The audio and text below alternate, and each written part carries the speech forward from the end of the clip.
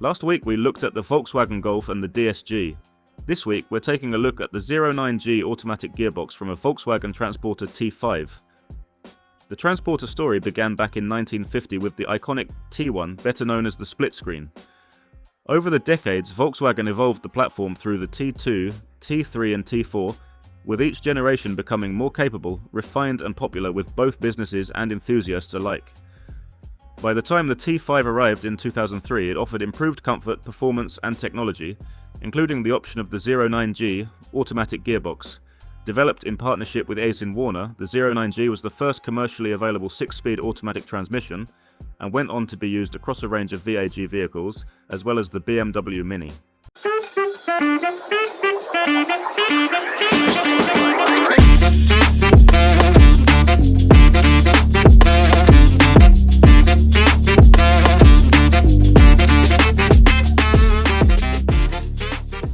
Looking at the diagnostic report for this 2009 Volkswagen Transporter T5, we have incorrect ratio faults and mechanical malfunction codes for 4th, 5th and 6th gears. It's a fault we've seen a few times before, and it typically comes down to damage to the K2 clutch and piston. The first job is always to disconnect the battery to keep the technician safe while they're working on the vehicle. Next, the transporter is raised on the lift to gain access to the gearbox from underneath, and the wheels are removed.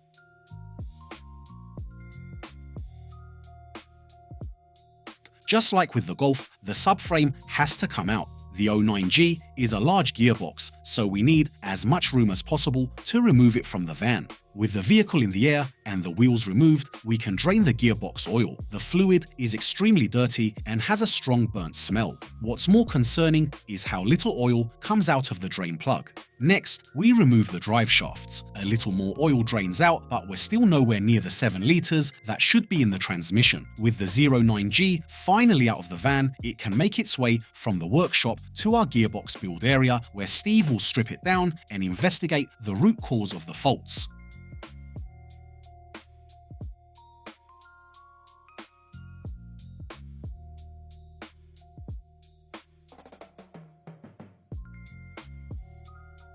The torque converter is sent away to Autolink Automatics for reconditioning, as that's not a process we undertake in-house. While that's being taken care of, work can begin on stripping down the gearbox itself to find the root cause of the customer's complaint. The first task is removing the bell housing to expose the internals of the 09G. It's a fairly straightforward job, although, as always, there's one bolt hidden away that seems determined to test everyone's patience. With the bell housing finally removed, we get our first proper look inside the transmission. The differential can then be lifted out, allowing access to the oil pump assembly. The pump is carefully unbolted and removed, exposing more of the gearbox's internal components and allowing the strip down to continue. Attention now turns to the sump area and valve body.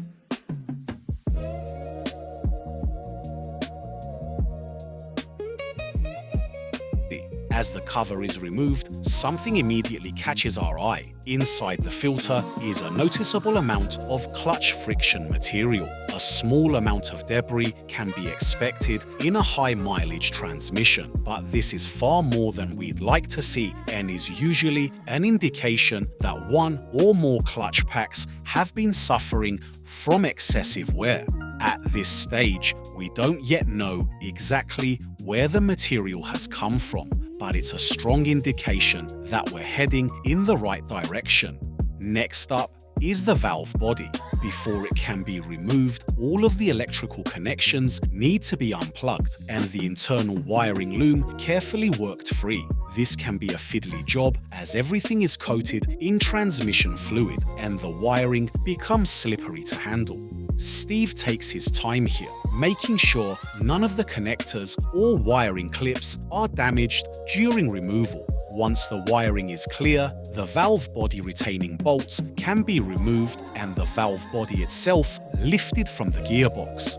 This is one of the most important components in the transmission, controlling hydraulic pressure and directing fluid to the various clutch packs and brake assemblies. With the valve body safely on the bench, the remaining wiring can be removed completely, followed by the gear selector mechanism.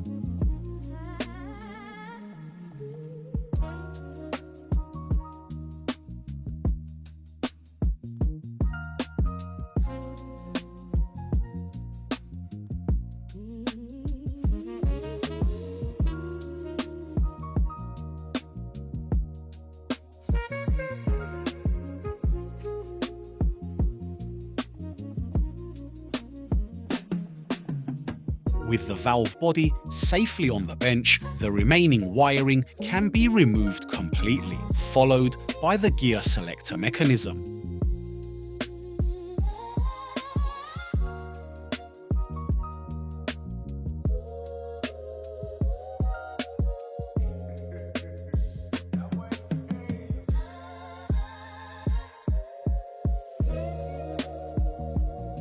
Removing these components gives unrestricted access to the gear train and clutch assemblies deeper inside the transmission.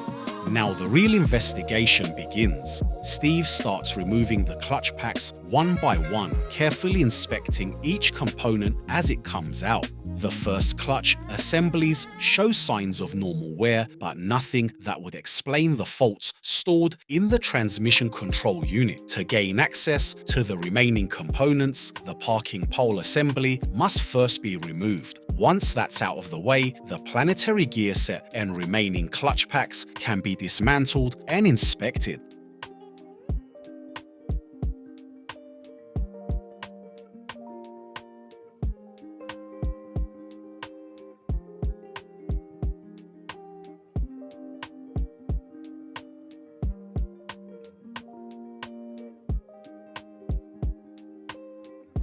As the gearbox comes apart further, the evidence begins to build. The B2 clutch shows noticeable wear on the friction material, but it still isn't severe enough to explain the symptoms reported by the customer. Then we reach the K2 clutch assembly. Straight away, the damage is obvious. The friction plates are heavily burnt and discolored from excessive heat, showing clear signs that the clutch has been slipping for some time. The steels have also suffered from overheating, confirming that this isn't a recent failure. However, the biggest discovery comes when the K2 piston is inspected. A large section of the piston has broken away completely. Looking through the workshop manual, we can see that the K2 clutch is applied during 4th, 5th, and 6th gears. That ties in perfectly with the fault codes recorded during diagnosis, which showed incorrect ratio and mechanical malfunction faults in those exact gears. At this point, we found the root cause of the failure. The damaged K2 piston led to clutch slip, the clutch slip led to excessive wear and overheating, and ultimately, the gearbox could no longer maintain the correct gear ratios, triggering the faults stored in the transmission control unit. So where do we get our gearbox parts from? We work in partnership with AutoLink Automatics, a specialist gearbox parts supply company with years of industry experience. Whether it's service kits, seals, gaskets, filters, or replacement transmission components, AutoLink stocks an extensive range of parts for automatic gearboxes. They supply components from some of the biggest names in the industry, including ZF, Aisin, Sachs, and Borg-Warner, ensuring we have access to the quality parts needed to carry out reliable repairs. Quality parts, specialist knowledge, trusted support. That's why AutoLink Automatics is our gearbox parts supplier of choice.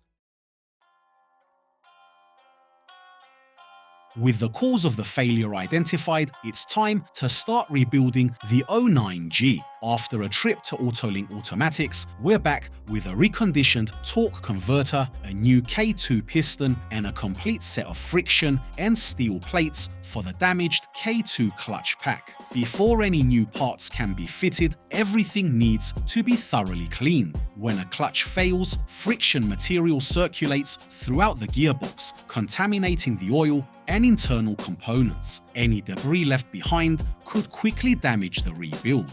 so every component is cleaned and inspected before assembly begins. The damaged K2 clutch is stripped down and compared with the new parts. The friction plates are heavily burnt and the steel plates show clear signs of overheating. The biggest issue, however, is the K2 piston. A large section has broken away, preventing the clutch from applying correctly and causing the slip that led to the fault codes. With the drum inspected and confirmed serviceable, Steve can begin rebuilding the K2 assembly.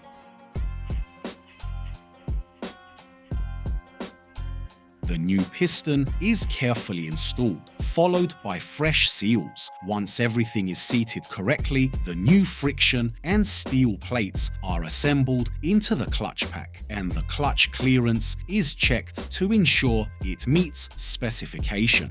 With the K2 clutch rebuilt, the gearbox can start going back together.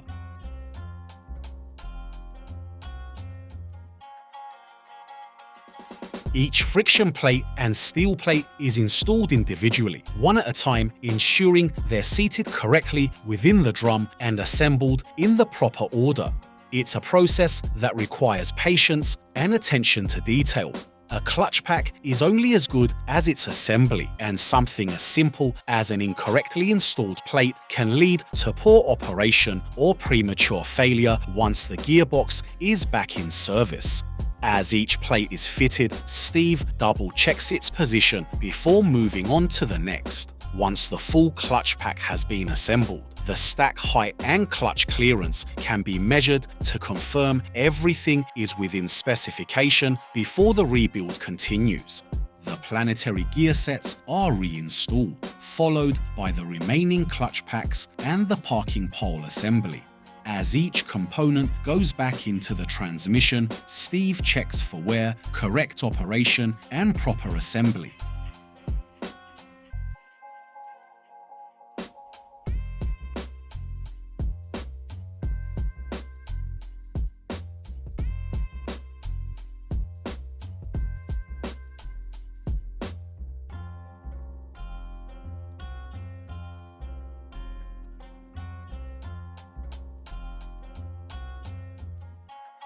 The parking pole, although it's a relatively small component, it plays an important role in the operation of the transmission. When the driver selects park, the parking pole engages with a toothed wheel inside the gearbox, mechanically locking the transmission and preventing the vehicle from rolling. Steve carefully reinstalls the assembly, checking that all of the components move freely and engage correctly before securing everything into place.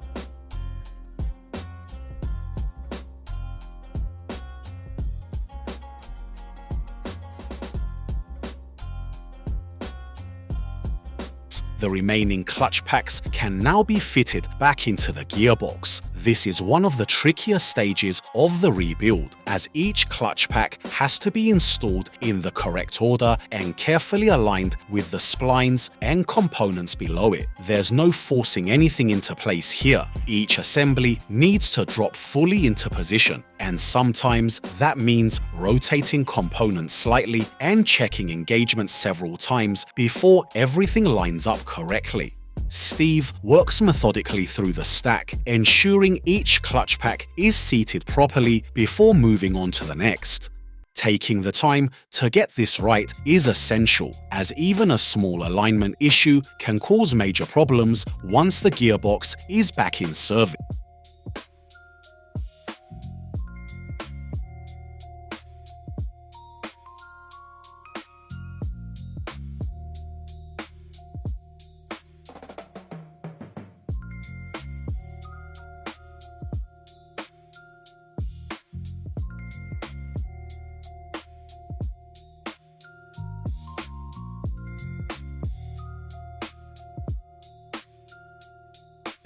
The differential is carefully lowered back into the gearbox casing and checked to ensure it rotates freely and sits correctly in its bearings.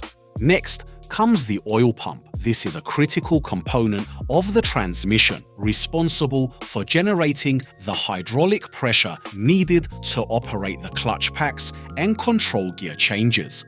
The pump is carefully positioned and bolted into place, making sure it engages correctly with the components beneath it. With both the differential and oil pump fitted, the major internal components of the 09G are now back where they belong, and the rebuild is starting to take shape. With the oil pump and differential installed, the bell housing can now be refitted. The mating surfaces are cleaned and inspected before the bell housing is carefully lowered into position and secured. It's another major milestone in the rebuild, with the gearbox now beginning to look complete again.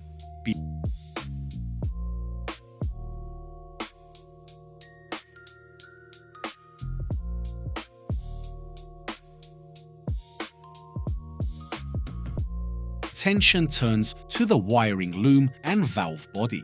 The internal wiring is routed back through the gearbox and all electrical connections are secured.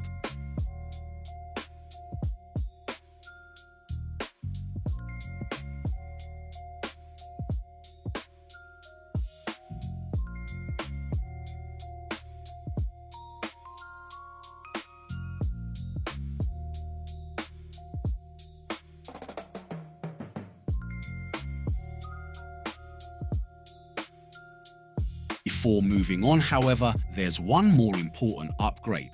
Rather than reusing the original valve body, we're fitting a brand new OEM valve body supplied by Volkswagen and sourced through AutoLink Automatics. The valve body is often described as the brain of an automatic gearbox, controlling hydraulic pressure and directing fluid to the various clutch packs and brake assemblies. Given the amount of debris that has passed through this transmission following the K2 clutch failure, fitting a new genuine unit provides additional peace of mind and helps ensure reliable operation once the gearbox is back in service.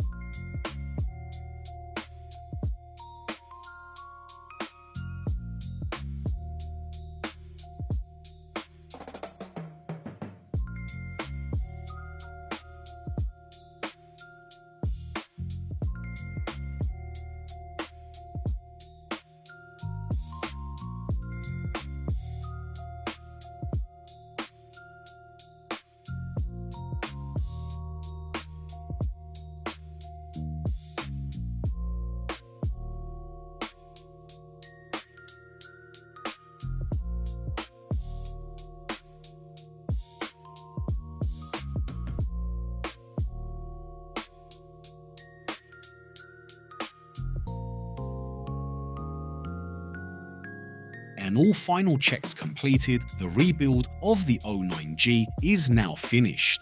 What arrived on the bench with incorrect ratio faults, burnt clutches, and a damaged K2 piston has been fully rebuilt and is ready for the next stage. The gearbox can now leave the build room and make its way back to the fitting team. From here, the 09G will be reunited with the transporter, fitted back into the vehicle, filled with fresh transmission fluid, and prepared for final testing. After a thorough rebuild and careful inspection throughout, it's now ready to return to service and get this T5 back on the road. And that's this one wrapped up. The gearbox has been rebuilt, everything has been checked over, and after a successful road test, the van is back on the road and performing exactly as it should. Another happy customer and another gearbox saved. If you've enjoyed this video, don't forget to give it a like, subscribe to the channel, and follow along for more gearbox diagnostics, repairs, and rebuilds from the workshop. Thanks for watching, and we'll see you in the next one.